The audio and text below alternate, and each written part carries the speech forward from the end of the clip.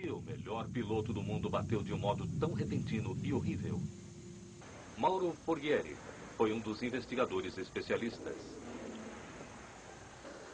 Na minha opinião, o acidente foi causado pela decisão do Senna de que havia alguma coisa errada com a direção. Porque a direção se mexia demais. A Williams F-16 de Senna estava carregando uma câmera em miniatura localizada aqui, bem atrás e à esquerda da cabeça do piloto.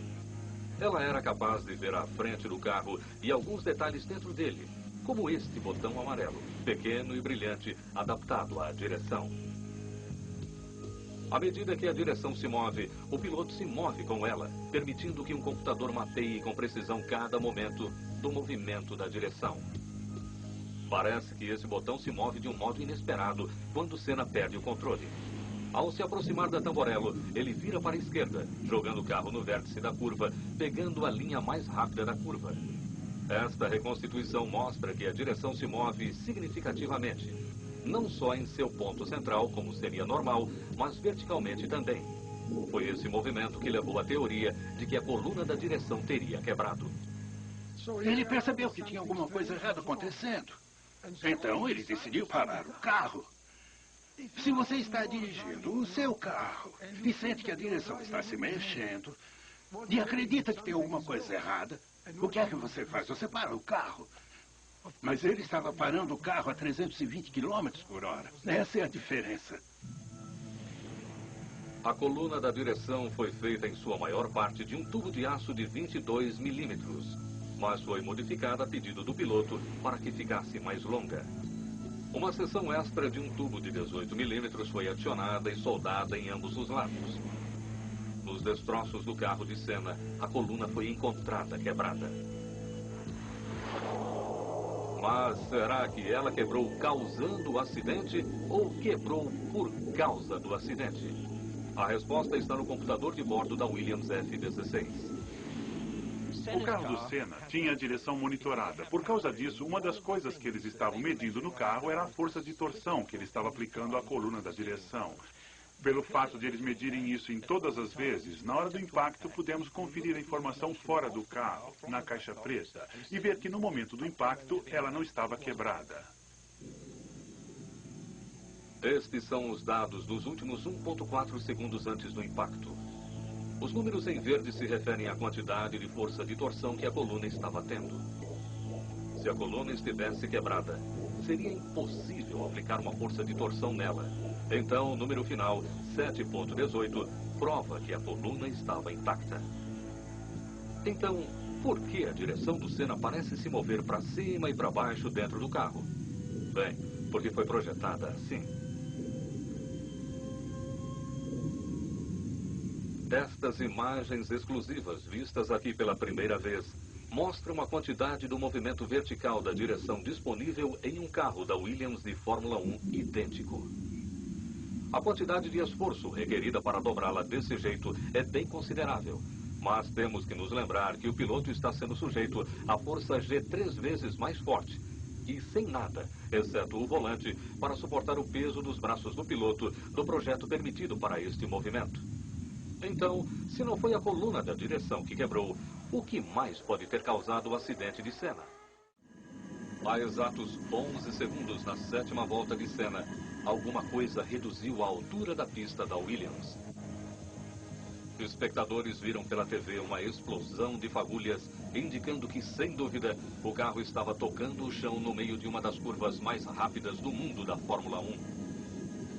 Mas o que fez o carro de Senna sair do chão naquele dia em 1994? No caso do acidente do Senna, houve um incidente ruim no começo. Então, decidiu-se que a corrida começaria atrás do carro de segurança. O carro de segurança é um carro que vai a uma velocidade razoável, porém menor que a de qualquer um de corrida. A corrida em Imola foi a segunda vez em que um carro de segurança foi usado em uma pista seca na Fórmula 1. E ele destruiu os carros, se arrastando atrás deles. Os pneus esfriaram comparados ao seu aquecimento normal nas corridas e se contraíram. E foi isso que causou uma queda tão crítica na altura da pista. Ele normalmente apenas estaria patinando, só tocando o solo naqueles lugares mais levantados. É claro que com a pressão dos pneus para baixo, talvez de 25%, o movimento dos pneus era de mais ou menos 4 ou 5 milímetros. E quando o calço, que é metálico, atingia o solo, em vez de ter uma grande aderência, que a borracha dos pneus nas corridas tem, quando são apontados na direção correta pelo motorista, foi como se fosse um esqui. Portanto, o problema não foi só a grande quantidade de força para baixo removida do carro, prejudicando a corrente de ar por baixo dele, mas também o fato de o carro ter ficado parado nesse segundo somente com os calços de metal embaixo dele. O carro de repente ficou incapaz de gerar a aderência necessária para fazer a curva. A 11,2 segundos, a parte de trás do carro saiu. Com reações rápidas, Ayrton Senna girou o carro 1/10 de segundo mais tarde. A frente do carro travou e virou o carro para a direita.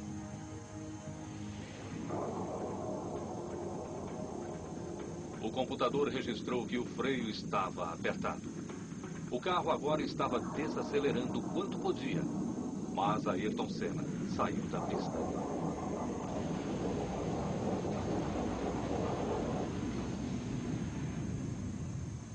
No final, a parte realmente trágica sobre o acidente de Ayrton Senna, que se não fosse por um detalhe, ele teria conseguido pular do carro, voltar para o carro reserva e recomeçar. Esse detalhe foi que quando o seu carro bateu no muro, a roda da frente ficou presa entre o muro e o chassi, enquanto a suspensão quebrava e o carro ia raspando contra o muro. A direção presa simplesmente saltou no momento errado e atingiu ele na cabeça. Se não fosse por isso, não teria se ferido. Senna morreu 4 horas depois de chegar ao hospital. Em seu retorno ao Brasil, deram-lhe um enterro de acordo com sua posição de herói nacional. Os fãs se amontoaram para prestar sua homenagem e seu país declarou 3 dias de luto oficial. As lições aprendidas desse acidente mudaram para sempre este esporte e, sem dúvida, salvou muitas vidas desde então.